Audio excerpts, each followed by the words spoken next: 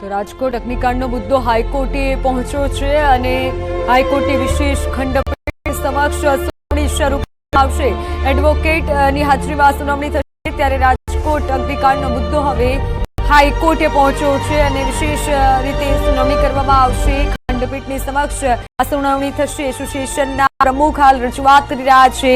Advocate એસોસિએશનના પ્રમુખ અત્યારે રજૂઆત કરી રહ્યા છે અને હાઈકોર્ટમાં વિશેષ સુનાવણી કરવામાં આવશે। વિશેષ ખંડપીઠ સમક્ષ આ સુનાવણી શરૂ કરાઈ છે। રજૂઆતો કરવામાં આવશે કે આખરે આવું કેમ થયું, હાઈકોર્ટ સુધી આ મુદ્દો પહોંચ્યો છે કારણ કે 28 લોકો હોમાયા છે।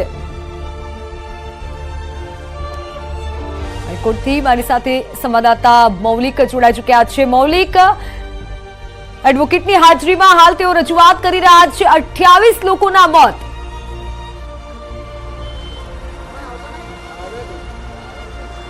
બિલકુલ મિત્તલ, જે રીતે વિગતો પ્રાપ્ત થઈ રહી છે કે ગઈકાલે જે રીતે ઘટના બની 40 લોકોના મોત નિપજતા હોય આ આગની ઘટનામાં, ત્યારબાદ ફાયર બ્રિગેડની અને અન્ય રાજ્ય સરકારની ટીમો જે છે તે તો કામે લાગી છે, પરંતુ ગંભીર મુદ્દો હોવાના કારણે ક્યાંક ને ક્યાંક ગુજરાત હાઈકોર્ટ એસોસિએશન તરફથી પણ આ મુદ્દાની રજૂઆત જે છે તે હાઈકોર્ટ સમક્ષ મૂકવામાં આવી હતી અને સ્પેશિયલ જજ સમક્ષ આજે તેની સુનાવણી જે છે તે કરવામાં આવી છે। સામાન્યપણે જે રવિવારનો દિવસ હોય છે તે રજાનો દિવસ હોય છે, પરંતુ તેમ છતાં પણ સ્પેશિયલ સુનાવણી જે છે તે ગુજરાત હાઈકોર્ટમાં આજે હાથ ધરવામાં આવી છે। બીરેન વૈષ્ણવ અને જસ્ટિસ દવેની સામે જે આ જે સુનાવણી જે છે તે અત્યારે હાલ થઈ રહી છે। માનવામાં આવી રહ્યું છે કે બીરેન વૈષ્ણવ અને જસ્ટિસ દેવેન દેસાઈની ખંડપીઠમાં આ સુનાવણી અત્યારે હાલ થઈ રહી છે અને જેમાં ગુજરાત હાઈકોર્ટ અને બાર એસોસિએશનના એડવોકેટ જે છે બ્રિજેશ ત્રિવેદી, જે ગુજરાત હાઈકોર્ટ એસોસિએશનના પ્રમુખ પણ છે, તેઓ સમગ્ર મુદ્દાની ધ્યાન જે છે તે જજ સમક્ષ મૂકી રહ્યા છે। તમામ બાબતોની વિગતો જે છે તે મૂકી રહ્યા છે। તે બાબત હવે ગંભીરતાપૂર્વક ગુજરાત હાઈકોર્ટે અગાઉ પણ લીધી હતી, જ્યારે મોરબી હત્યાકાંડ જે છે તે સામે આવ્યો હતો, ત્યારબાદ જે હરણી લેક દુર્ઘટના બની હતી તે પણ કડક વલણ આપવામાં આવ્યું હતું અને ત્યારબાદ જે ગુજરાત હાઈકોર્ટે કડક વલણ આપવાના તાત્કાલિક રાજ્ય સરકારને નોટિસ ફટકારી અને ગણતરીના દિવસોમાં એક નીતિ તૈયાર કરવા માટે આદેશ કર્યો હતો। તે નીતિ બની છે કે આ તમામ બાબતો હવે જે છે તે ચર્ચાનો વિષય બન્યો છે અને ગુજરાત હાઈકોર્ટમાં જ્યારે આ મામલો પહોંચ્યો છે ત્યારે થોડા દિવસમાં જે સમગ્ર રિપોર્ટ છે તે પણ હાઈકોર્ટ સમક્ષ મૂકવામાં આવશે। જી મૌલિક, આપ જોડાયેલા રહેશો। તો ગોળા છૂટ્યા બાદ હવે તબેલાને તાળાના જેવો ઘાટ સર્જાયો છે। રાજકોટમાં અગ્નિકાંડ થયો તો અમદાવાદમાં ચેકિંગ શરૂ કરવામાં આવ્યું છે। હવે ચેકિંગ કરી અને શું અમદાવાદના ગેમ ઝોનમાં મનપાની ટીમ પહોંચી છે। એનઓસી ક્ષતિ અંગે મનપાની ટીમ તપાસ કરી રહી છે। એનઓસી ન હોય, ક્ષતિ હશે તો સીલ કરાશે ગેમ ઝોન અને આ ગેમ ઝોનમાં પ્રવેશ સંખ્યા, પ્રવેશ દ્વાર સાથેના તમામ મુદ્દાઓનો રિપોર્ટ તૈયાર કરવામાં આવશે। તમામ ગેમ ઝોન શહેરમાં આવેલા છે તેના રિપોર્ટ ન આવ્યા ત્યાં સુધી તમામ તે ગેમ ઝોન બંધ રહેશે। રાજકોટમાં આગ લાગ્યા બાદ એએમસીએ 5 સભ્યોની 3 ટીમ બનાવી છે। ડેપ્યુટી સિટી ઇજનેર, ફાયર અધિકારી, પોલીસ અધિકારી અને ટોરેન્ટના અધિકારીઓ ચકાસણી કરશે। સંવાદદાતા મૌલિક જોડાયેલા છે। મૌલિક, હવે એવું થયું કે આ તો ઘટના ઘટી ગઈ પછી હવે તંત્ર જાગ્યું છે અને વિવિધ જગ્યાએ ગેમ ઝોનમાં તપાસ કરી રહ્યું છે, પણ હવે શું?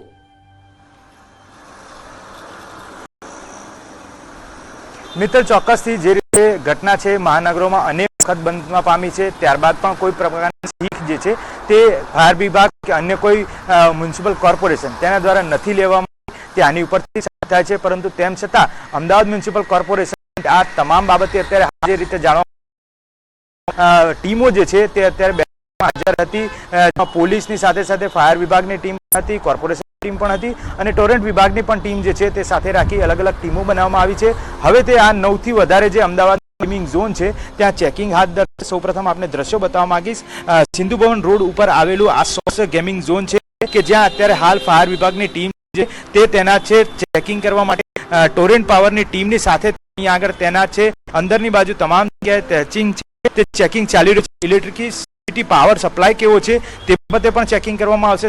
ફાયર સેફટીની બાબત છે તો ત્યાં ફાયર સેફટીને લઈને પણ ચેકિંગ કરવામાં આવશે। કોઈપણ પ્રકારની ચૂક હશે તો તેમને નોટિસ ફટકારવામાં આવશે અને કાયમી આ જે ગેમિંગ ઝોન છે તે ભરવાની ફરજ પાડવામાં આવશે। મહત્વની વસ્તુ, જ્યારે ચેકિંગ માટે ટીમ અહીંયા પોલીસની હાજરીમાં જ્યારે આવી હતી ત્યારે ગેમિંગ ઝોન તરફથી બાઉન્સરો જે છે તે અહીંયા આગળ તૈનાત કરી દેવામાં આવે છે, જેથી કરી કોઈ પણ મીડિયા તે અંદર પ્રવેશ ન લઈ શકે અને કોઈ પણ પ્રકારની ચૂક હોય તો તેને ઢાંકી શકાય। આપ દ્રશ્યો જોઈ શકો છો, અત્યારે હાલ પણ આ બે બાઉન્સર જે છે તે ગેટની બહાર તૈનાત કરી દેવામાં આવે છે. કોઈ પણ મીડિયા કે અન્ય કોઈ વ્યક્તિ અંદર પ્રવેશ ના લઈ જાય તે માટેનો પૂરતો પ્રયાસ શોર્ટ્સ ગેમિંગ ઝોન દ્વારા કરવામાં આવી રહ્યો છે.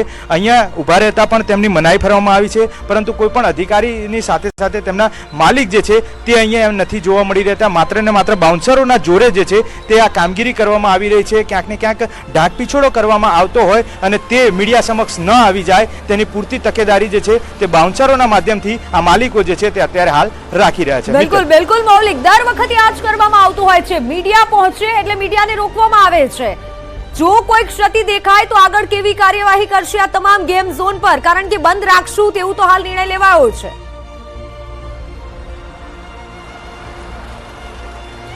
બિલકુલ મિત્તલ, જે રીતે રાજ્ય સરકાર દ્વારા નિર્ણય લેવામાં આવે છે કે ગુજરાતભરમાં જેટલા પણ ગેમિંગ ઝોન અથવા તો આ ફન બ્લાસ્ટ આવેલા છે તે પ્રકારના ગેમિંગ ઝોન બંધ રાખવામાં આવે, નવો આદેશ જારી ન કરવામાં આવે ત્યાં સુધી આ બંધ રાખવામાં આવશે. પરંતુ ચોક્કસ એવી વસ્તુ કહી શકાય કે ક્યાંક ને ક્યાંક ઢાંકપીછોડો કરવામાં છે આ ગેમિંગ ઝોનના માલિકો દ્વારા. ત્યારે આ પ્રકારે બાઉન્સરને આગળ કરવી દેવામાં આવે છે અને બાઉન્સરના જોરે મીડિયા કે કોઈ પણ વ્યક્તિ જે છે તેની કોઈ ઢાંકપીછોડો ના આવે તે માટેનો પૂરતો પ્રયાસ ચોક્કસ કરવામાં આવે છે. પરંતુ મીડિયા જ્યારે આ પ્રકારની માહિતી છે તે લોકો સમક્ષ મૂકતું હોય ત્યારે તેમના સેફટી ઝોન માટે હોય છે, તેમના બાળકો કે તેમના પરિવારો જે છે તે આ પ્રકારની ઘટનાઓમાં હોવા ના જાય તે પ્રકારનું રિપોર્ટિંગ કરતા હોય છે. પરંતુ માલિકો જે છે તે પોતાના પૈસાનો પાવર બતાવી અને આ પ્રકારે સુપરવાઇઝર કાં તો પછી જે ગેમિંગ ઝોનના મેનેજર છે તેમને આગળ ધરી દેતા હોય છે. સુપરવાઇઝરની સાથે સાથે તેમના બાઉન્સરો જે છે તેમને આ પ્રકારે આગળ ધરી અને તેમનો ઢાંકપીછોડો જે છે તેમની જે ઘટનાઓ જે છે તે બહાર ના આવે, અંદરના વિઝ્યુઅલ બહાર ના આવે, તેમની જે ચૂક રહી ગયેલી છે તે મીડિયા સમક્ષ ના આવે અથવા તો પબ્લિક સમક્ષ ના આવે તે માટેની પૂરતી તકેદારી રાખવાનો પ્રયાસ કરતા હોય છે. જી મૌલિક, આભાર માહિતી બદલ. મીડિયા જ્યારે પહોંચે છે, મીડિયા છતું કરે છે એટલે નથી ગમતું અને ત્યારબાદ આ રીતે બાઉન્સર્સથી રોકવામાં આવે છે. અને હાલ જો ઘટનાની વાત કરીએ તો હવે અમદાવાદ તંત્ર પણ જાગ્યું છે, છેલ્લે રહી અને જાગ્યું છે અને હવે તમામ જગ્યાએ તપાસ કરવામાં આવી છે. પણ હવે તો હવે તપાસ કરજો અને તમામ તપાસ કરજો કે તમામ જે ગેમ ઝોન છે ત્યાં એનઓસી લીધેલું છે અને માત્ર સાધનો નહીં પરંતુ તે સાધનોમાં વાયરિંગ પણ થયેલું છે. કારણ કે રાજકોટમાં તમામ સાધનો તો હતા પરંતુ તેનું કોઈ કનેક્શન જ નહોતું. જો આગ બુઝાવી હોય તો આગ કઈ રીતે બુઝાવે?